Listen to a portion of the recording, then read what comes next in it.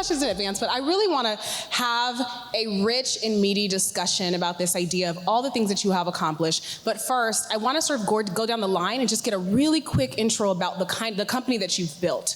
Okay, so maybe let's start with you, Candice. Sure. I run an org called Lightship. It's actually a lot of things at this point, but Lightship Foundation provides education for remarkable founders in the tech industry. Also, Black Tech Weekly, a new media company that we do with NBC and Inc., as well as Lightship Capital, which is a fund and fund of funds. Lovely. Songe? Hey, I'm Songe LaRon, CEO and co-founder of Squire Technologies, and we're a business management software system specifically for barbershops. So if you've ever gotten your hair cut, you've booked and you've paid, you may have used Squire and didn't even know it. And yeah, that's what we do. Awesome. Rodney? Hello, everyone. I'm Rodney Williams, co-founder and president and today of Solo Funds. Listener was my previous company. Solo stands for social loans. We allow people to lend and borrow from each other. So when you have it, you have a way to grow it. When you need it, you have a place to access it. So it's a pleasure to be here. Awesome. Shegun? Hey everyone, I'm Homeboy, so this is home. Glad to have you guys in Birmingham. Thank you. Birmingham's finest. So I'm the CEO of Harmony Venture Labs, which is a venture studio where what we do is create companies. The other thing we do is help build founders. That's what HVL does. And one of the HVL companies is Copysmith AI, which I'm also the CEO of. So that's where a lot of my time goes, and it's been fun. Yeah. It's been really exciting to follow all of you's journey because you start somewhere. And you all have had tremendous success. Candice, you just hosted Black Tech Week. Issa Rae was like a headliner. The year prior, Serena Williams. You have deployed millions of dollars of capital, particularly across the Midwest. And when I think about this idea of ecosystem building and even you jumping into ecosystem building, you have a really deep-seated mission around this idea of investing in underestimated founders. And can we talk about how this entire stage is full of Black people? Can we give that up, please? And we're talking like multi-million-dollar valuations, billion-dollar valuation companies, which majority of the tech conferences that you attend, this is a rarity. So I want to acknowledge that fact. And Candice, your work with Lightship has really helped to turn the tide and create space and infrastructure. Can you just talk a little bit about why the focus on underestimated founders, especially during a time like this, is so significant? Yeah, I mean, really, so that's not language that I use on a regular basis because I don't believe that I'm under anyone. So I don't say that I don't underestimate myself. I don't underestimate the people around me. If other people are, for me, the market failed and I'm attacking a market failure. Amen. So that's the work that I do. But all this work started with just a group of friends. There were 11 of us. We met at a local bar. Rodney was one of the people, and it was just a little meetup group in Cincinnati, and it grew and flourished. We shared with each other, we attended conferences together, and eventually it became an accelerator.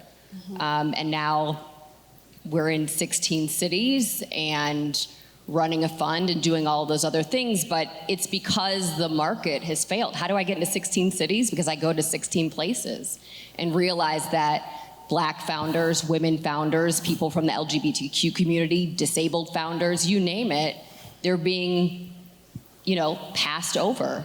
Well, great, thank you. I'll take that deal. And those companies will exit earlier than the others because they've been working and grinding so hard with nothing that when I get to them, they're making revenue, they've worked out all the kinks, and that's the unfortunate fact in reality. So, yeah, overlook. I love the approach is truly about making the investment. I think a lot of times when we talk about ecosystem building, there's this sense and this pride of it's a great thing to do. It's like this charitable, philanthropic endeavor, and yet it is actually an investment in the economic mobility of people, communities, cities, what have you, right? And I think a lot about the work that you're doing, Rodney, and particularly as a co-founder of Solo Fund, which is really kind of addressing the market in the space of either the underbanked or those who typically can't get access to resources when they need them. Can you speak a little bit about how your work with Solo Fund and this idea of addressing a true market need where people who are typically living under a certain kind of income level are usually subject to the predatory nature of like lending, check cashing places, what have you, but you're solving a market need that a lot of us do not pay attention to that affect millions of Americans on a day-to-day basis. How does this like help to boost the ecosystem, and why are you passionate about it?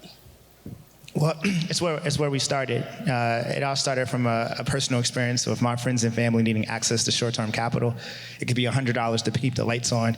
It could be $200 to pay a bill. It was also an alternative story of my co-founder's father, who worked at General Motors for 35 years, and his savings never really grew. My co-founder worked at Northwestern Mutual. He's a financial advisor. He called on individuals based on their net worth and offered them investment products that most Americans don't have. So what I'm ultimately talking about is that there's a group of Americans that need access to capital, and there aren't great products. And there's a group of products who have capital, but it's not growing. If you combine those two groups, that is middle-class America. That is the working-class America. Money is sitting in Bank of America or JP Morgan Chase. It's not growing, you don't have access. So conceptually, what Solo is much bigger than a community finance platform or like this niche product. We designed a product for everyday Americans, right? Because you either fall in those one of two buckets. I mean, you have access or you can grow it. So people come on our platform, they lend to people just like themselves. There's people that need $100 or $200, and then they make tips for lending. For someone in need, you can come into the platform. There's no credit check. There's no denial. Everything is in your control. You actually set the terms yourself. You post it to an open marketplace, and you have an opportunity for someone else to fund you. We've crossed over 60,000 loans, $30 million in volume per month, one of the fastest growing fintechs in the country. So that's Solo. Yeah, and what's the loan payback rate? Because that was pretty high too. Yes, loan payment rate is at 94%. So that's 5 times better than the market. Our net yield, so the yield that our lenders making is average 30% annually. We've outperformed every market since 2019. We don't spend any money on marketing because we believe in just giving a product that actually works. To work, our lenders need to make a return, and our borrowers need to get access to capital faster than everyone else. So the average borrower can sign up, make a request, and funds in their account in an average of 8 minutes. Excuse me. So it is Uber for loans. That's incredible. Yeah, incredible. One more hand clap. Thank you. Yes. Okay. I want to touch on Squire because we traditionally think about the barbershop, right? Like I grew up going to the hair salon, grew up going with my brothers to the barbershop, and you never think about like tech and innovation, right? Like you sit in the chair, you get your hair cut, like, you know, the most innovative thing is, you know, if someone's on Instagram posting their cuts, right? But when you think about how these systems that we initially may think are antiquated can be powered by technology to be an even better utility for people to become entrepreneurs or to make more money, you all like stepped in to address a market need after facing some people saying like, oh, the market isn't big enough, we're not sure, what have you, and yet have raised over, what is it, $160 million? About $60 million? About 100, $60 million? 140. Series D? You're all Yeah. Series D? E, F, G, H? Okay, awesome.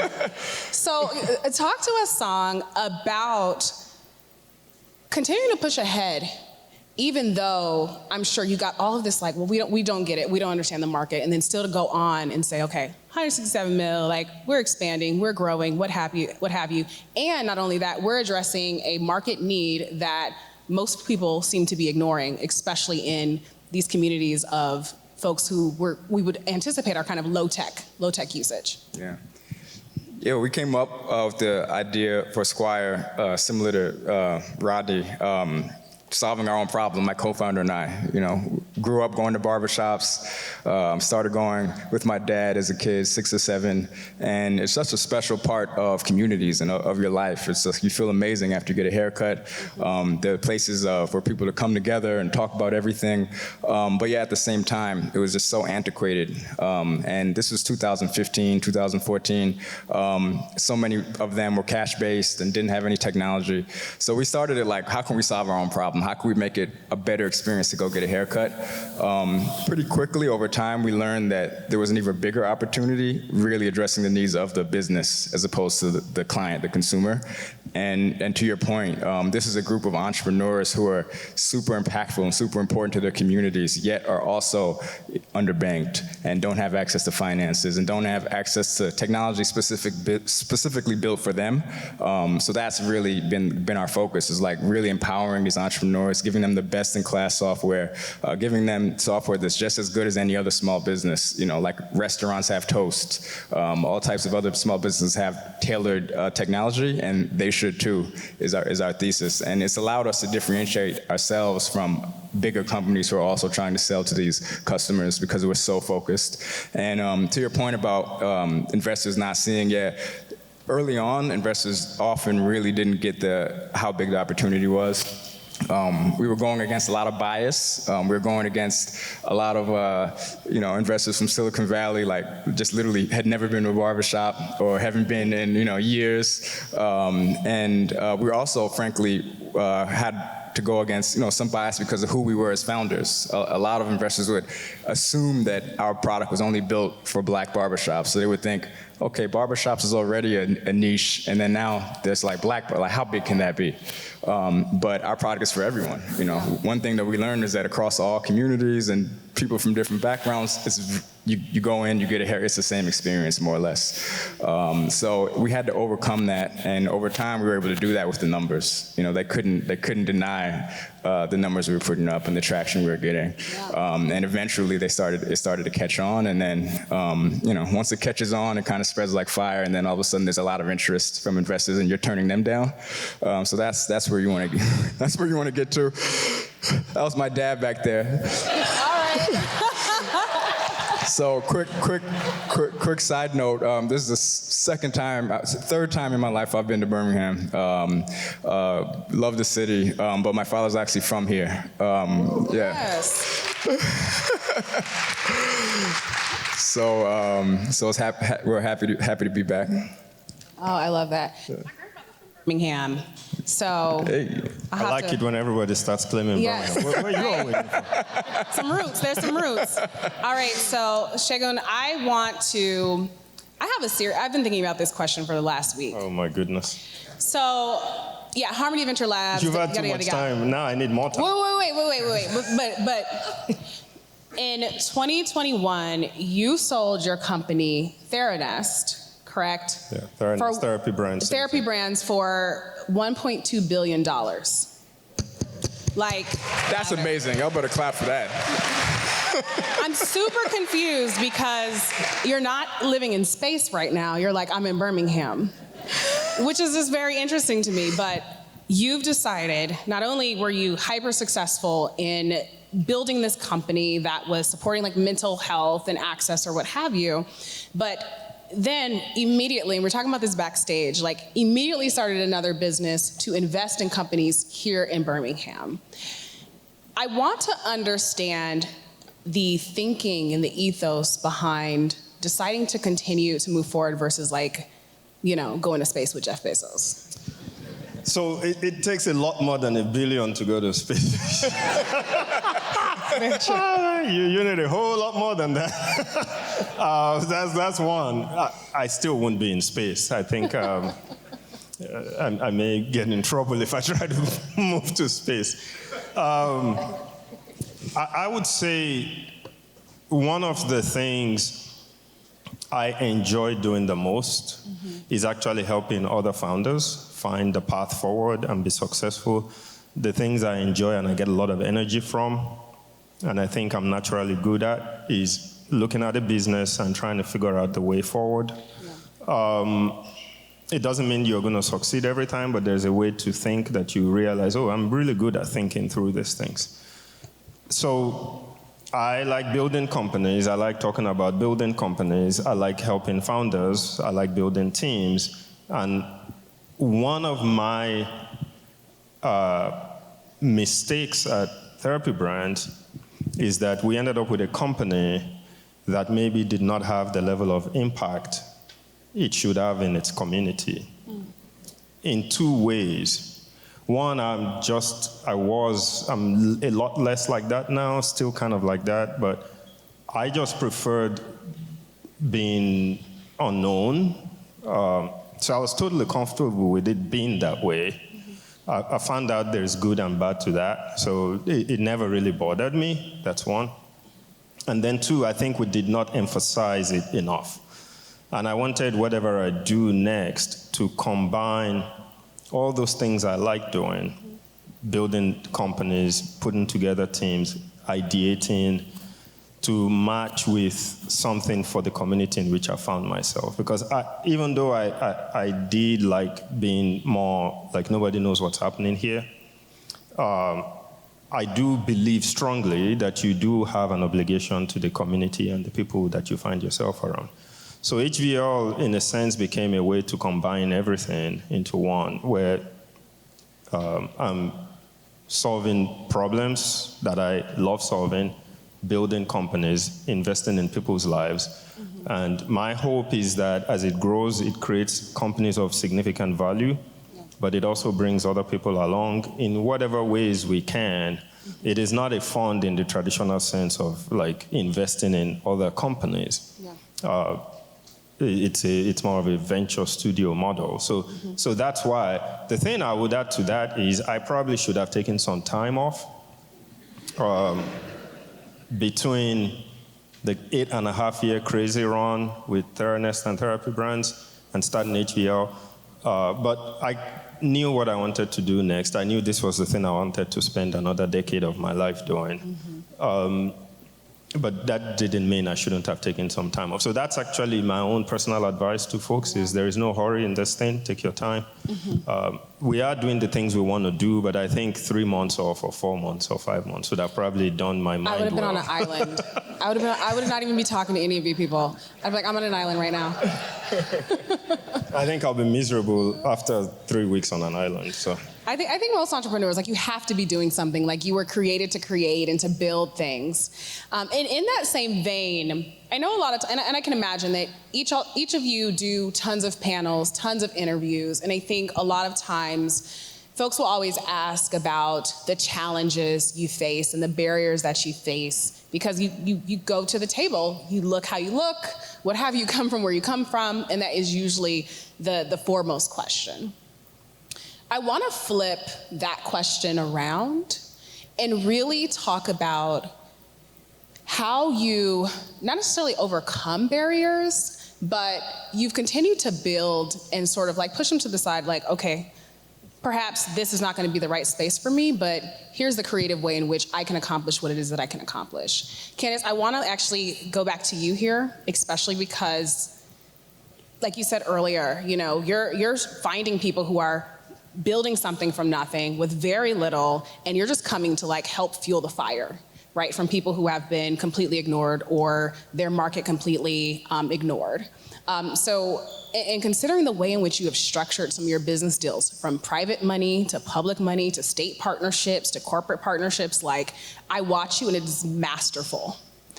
Can you talk to me about thinking differently to get accomplished what you need to get accomplished, regardless of some of the perceived barriers that might be in the way sometimes? Yeah, Sherrell, this job is a grind. It is really a grind. You know, when we first started the org, it was my co-founders and I raised some money from the state of Ohio, and then one of them had retired as a professional athlete, put some money into the company as well. And so that was really how we got started, was that process. And then it was just grinding on getting 3 companies funded, right, in our first cohort of Hillman Accelerator. And one of those companies is on the stage, which is actually super dope. But it's been a process of not stopping. Now, I was a failed tech founder. started a company, and Rodney said to me yesterday, he said, whatever that company was called, and it was Rodney, come on. it's very. Did we remember it? Huh? You remember it? I remember it. You told me about it one time, but it was like a fitness company. No, not. see. No, I know it was a mom babysitting. Not at all. Oh, goodness. We're See, all for two exactly. now. So I was in the wrong space. I was solving the wrong problem. Okay. Right. But now you're in alignment. Wow. This is excellent. Hopefully they've recorded this. But I realized after that first cohort of funding companies that I was always going to have to push. Just driving solo funds through investment committee was really tough. Even though, Rodney had done it before and Travis was new and no one really wanted to push the company through. It was so early. But I've had to do that every single year. And I would say just last year is when we found product market fit for everything that we do, right? So we started the fundraising in 2016 for Hillman Accelerator, that's now Lightship. And then every year have been building and building. So we started with just that one city. And then year 4, we got to 3 cities, right? This year we're in 16, and we're just in our 7th year. But it's been a process of private dollars, public dollars. We're in Ohio. We've got money from the state of Kentucky, the state of New York, the state of Wisconsin. So we've just been going after things that other people weren't going after. Foundation dollars, private dollars, and we started the company with $178,000. I would say this year we'll cross about $7 million in revenue just on the nonprofit side. Nice. And it's a process, but that's just the one company. But then there were things that we had to build around it to make it all work, right? You can educate founders, but you also have to fund them, right? And so we raised Fund 1, the $50 million fund. That's been great. We'll launch here in the next few months a fund of funds funding other Black fund managers around the globe.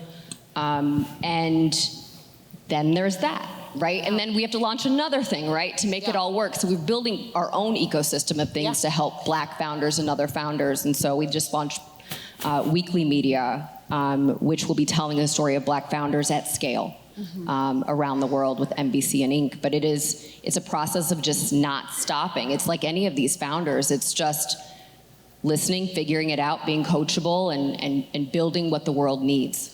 Yeah. I love that idea of building what the world needs. Rodney, did you want to say something? Okay. Don't let him say I kind of feel like he's a little bit in timeout. He's like, let me not get in trouble. Yeah, I love this idea. It's kind of this like vertical integration. You kind of solve one problem, and then you realize, well, there's another problem as you go down the pipeline continuously. Rodney, actually, I do want to speak to you because, first of all, you were running a company that was like ultrasonic data, IoT, things that I think I know how to say them. I just don't exactly know what they do. And then obviously transitioned over to Solo Fund. Are you still in the Midwest at this point? No, I'm not. Okay, fully LA. But you're from the Midwest. Ish. No, I'm not. Oh. I can tell you. Is Travis from the Midwest? No, he's not. Never mind. Sorry, I'm 0 for 2. I'm sorry. Okay. I can just say something that different. Yeah. I'm from Baltimore. Baltimore, stand up. Travis is from Cleveland, Ohio. I knew that. I knew it was Ohio because I knew that you're from Ohio, and I was like, Ohio in the house, and that's what I was trying to get at. He lived in Cincinnati for a long time. I lived in Cincinnati. He's just not claiming it. I didn't want to call him out, but I was like, when I first met the guy, he lived in Ohio. Thank y'all. I knew there was some kind of a I'm trying to tell the story. Then he moved to LA. I was trying to illustrate and he's saying no to everything, and I'm like, hold on. This when is I just first met this revisionist guy, history.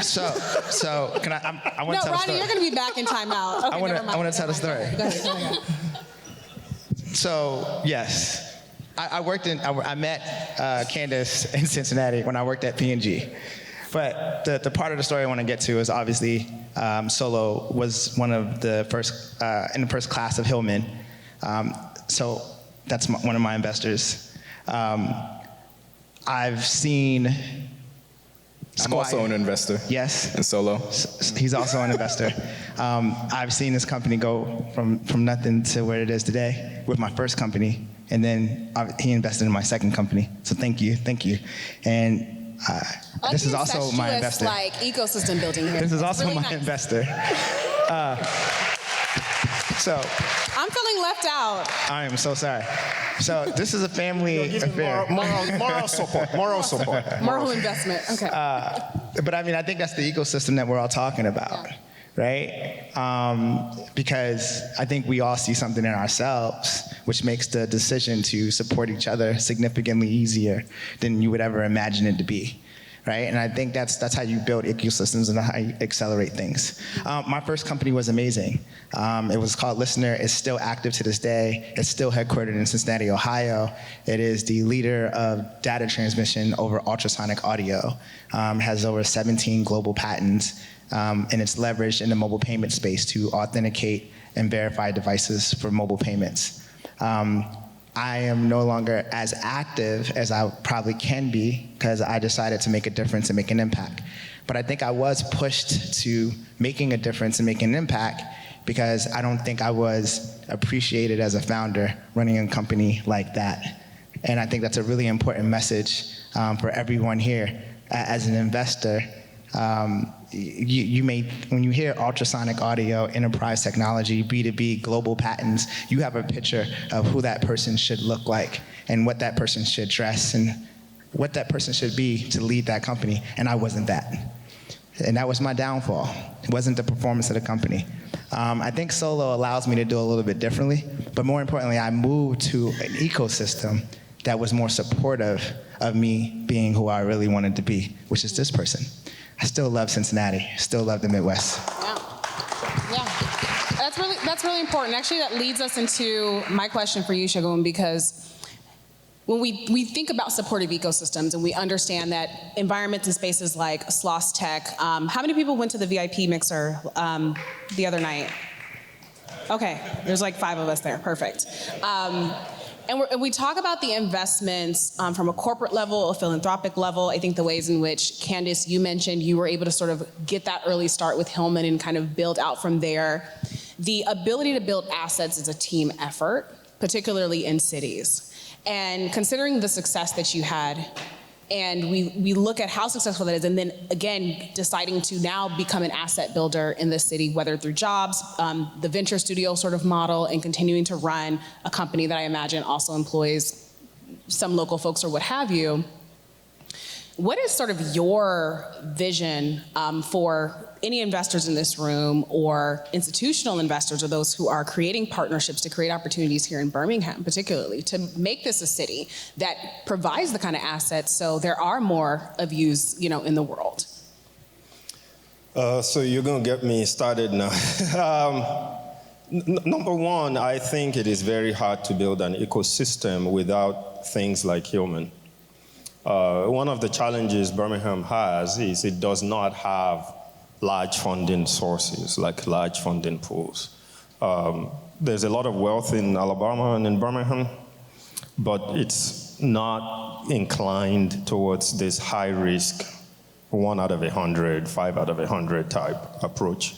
So that does create problems, and you have to create the pool for that kind of capital. I don't think you can point to any city that is getting traction from a technology standpoint, not small business in general, but technology startup in general, that doesn't have large pools of capital to tap into because it's just a risky game and you need large pools of capital. And we're not quite there yet here. We're beginning to get there, but we're not there yet. So I'm looking forward to stuff like what you're doing, looking at places like Birmingham as an option. So that's one of the challenges, right? We're starting from, we have investors, but we don't have anywhere near enough investors yet. We don't have a single large pool of capital yet. I think any city of Birmingham size is going to need at least one $50, $100 million fund to really kind of gain momentum. That becomes the thing that funds things, brings other funding sources here and stuff like that. So that's one challenge. The other challenge that investors have to keep in mind for places like Birmingham is that the talent pool is still also developing. There's this chicken and egg problem that cities generally have, which is talent tends to follow money. So when you're solving for the money thing, it's hard for you to get a lot of talent. So now it's chicken and egg because money also follows talent, but which one are you going to solve for first? So the investors have to kind of keep that in mind when they think about cities like Birmingham and realize their job may have to be more than just writing a check. It may have to be actually connecting people. Honestly, that's why I supported Endeavor when Endeavor decided to be part of the Birmingham ecosystem, because something like Endeavor became a vehicle for us to take our founders and connect them to other people all over the place, to hear things and see the ways of doing things that you just don't have a lot of yet in Birmingham. And the truth is, it's just very hard for you to get there without knowledge. Whatever you do not get from a knowledge standpoint as a founder, you pay for with time. And you pay a tax somehow, and the knowledge tax for a founder is expressed in terms of more and more and more failures over a longer period of time, so that you don't get to the points you need to get to, and then eventually you may just fail. So things like Endeavor really help us shorten the time tax, because you get introduced and connected to founders that you can talk to and have experiences with. Perfect example. I don't know anything about beverages. We launched a beverage company. I'm sitting there talking to this dude, and he talks about a concept in beverages that I've never heard of because I'm not in that ecosystem, but he's kind of aware of, and I'm like, I didn't even know that existed. That's the price you pay for lack of knowledge, right? And small businesses stay small because the founder never stops thinking like a small business. So it's all those things that kind of add up in ecosystems like this that you kind of have to deal with beyond just writing a check. You can't really outgrow your skill set and your knowledge set. So. Yeah, and to add a little bit to that, the ecosystem needs to make certain that they're wrapping their arms around their founders, right? And giving them everything that they need. So what did Cincinnati lose? Because they didn't wrap their arms around Rodney. They lost him, right? We lost him, and we lost all that knowledge. And when the company exits, it will go to someplace else, right? So think about who you have here and what you can do to keep them here and build everything you need around them. Yes, yes. Songe, did you want to say something? I do want to skip over you. We just have a few minutes for questions, so this is the time for you to ask questions to our panelists while you have this wealth of knowledge on the stage. Are there two mics? There's one mic right here. You can just come right down here, and please direct your question to whichever panelist it is. Thank you. We've had amazing individuals today who have told us their story. I know personally I've learned a lot from everybody. What I want to know is, if you looked back at your younger self, childhood, etc. I was like, what are you trying to say here? Hold on. What traits do you believe, as you've assessed where you are today, got you here? Mm-hmm. I mean, these are all amazing stories, and Burton talked a little bit about his story in his life earlier. So what are the things you believe that you learned early on, maybe a mentor or two that put you in this position and helped you to get to where you are? Who wants to take that? Yeah, I'll just go briefly. I was an early reader, like 2 years old, just like a voracious reader. And a book that my mother gave me was called I Can Do It Myself. And I would read that thing over and over and over again. I have it framed in my office. right? It taught me a lot of things. It taught me that I can do anything. It's missing a little part, which is like, I can't do it all myself, right? But it was that, and it was also just being, like, I'm a super tenacious person. I've always been that way. I've also been very resilient, right? Because books were my escape from some crazy stuff that was kind of happening around the house. But I would say that those were the traits that were always there, and I have to, like, I fight all the time, and I have to do it myself because no one else is coming to save us. Mm-hmm. That just explained why you said, I'm not going to be under anybody. Not a damn person. Yes. Yeah. Songe, so we haven't heard from you in a while. And your dad says. You should ask him, actually. That's probably be better. There's a lot of traits that I think are really important, resilience being one of them. Curiosity, I think, is very important. If you want to be successful as a founder, I think that you need to constantly be in a state of growing and learning, and that can never cease. Because the moment you stop growing, your company will eventually surpass you, and then you're no longer the right person to lead that company. And I think that's a very important skill to develop and a mindset to have, just constantly being in a state of learning. Nice. Can we actually, maybe the next question? Or unless you feel very passionate about sharing this.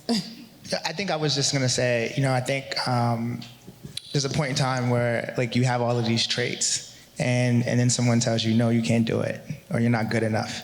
I just think that it was a distinct memory growing up where my mom told me you can just do whatever you want. And I know that's you're trying to protect the child.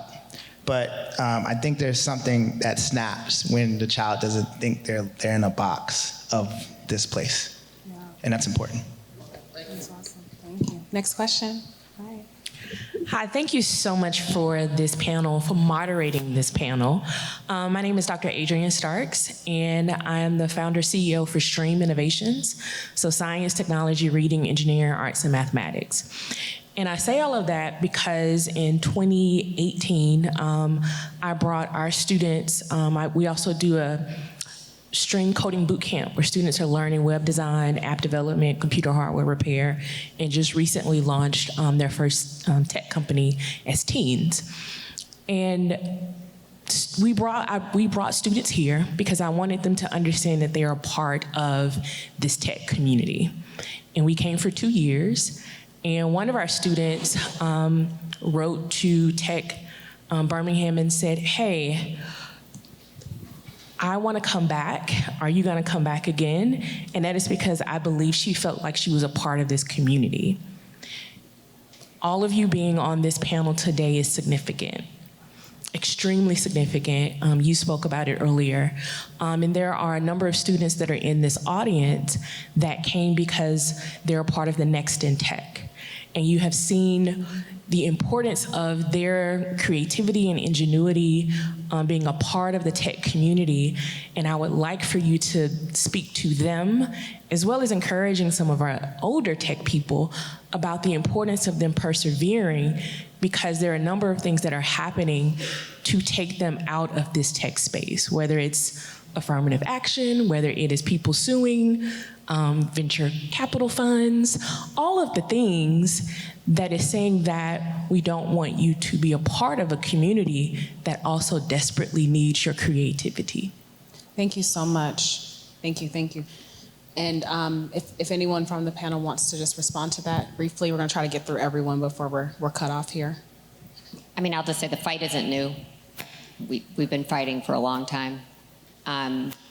We invite students to our conferences. I think I had close to 200 kids at Black Tech Week this year. This is all about at-bats. This company that I'm running right now is my 7th one, right? There were some really bad ones in there, but this is the one that stuck. So just keep going. To older people, and I don't know at what point you become older, but I would say most of us on this stage are not older. That's what you're going to, yeah. I am very young. I can see your gray hair from right here. Aging backwards. Right? I'm 45 years old. Like, keep pushing. Yeah. Like, keep pushing. There's just no. And yeah, I know what you're talking about, suing things. It's wild. So I would just add that I think it is important to tell them this. There is the tendency to think success is about finding some magic bullet somewhere. And it actually is not for everybody. It doesn't matter where you come from, what your race is, or anything else. It is a marathon full of mini sprints in it. The way you want to think about it is that the track may have different challenges for different people. So that if you're a certain type of person, if you're a black founder, if you're female, if you've never done tech before, you may have to run 120 tracks to get to the one that works.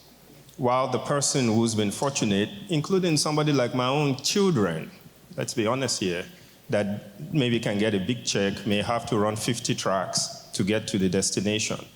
And that they should see each track, they have to change their mindset around how they address it, because they do not have control to a large extent. Thankfully, we are beginning to have the ability to impact things, right? When you get success, you can impact things. Mm-hmm. But to an extent, you do not have total control around the outputs, right?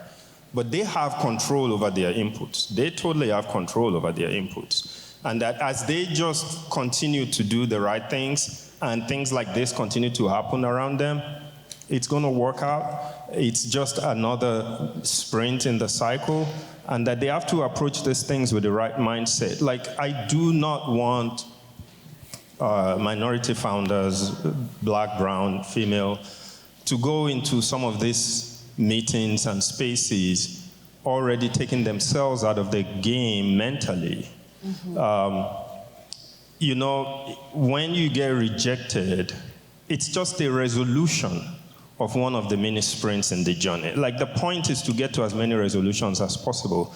And the most important thing that will determine their success is their level of determination and grit, their level of resourcefulness and creativity, and honestly, how much knowledge they have. And if they can just control those inputs, eventually they're going to find the door that opens for them to do the things they want to do. And that's the mindset I would say to your students to have.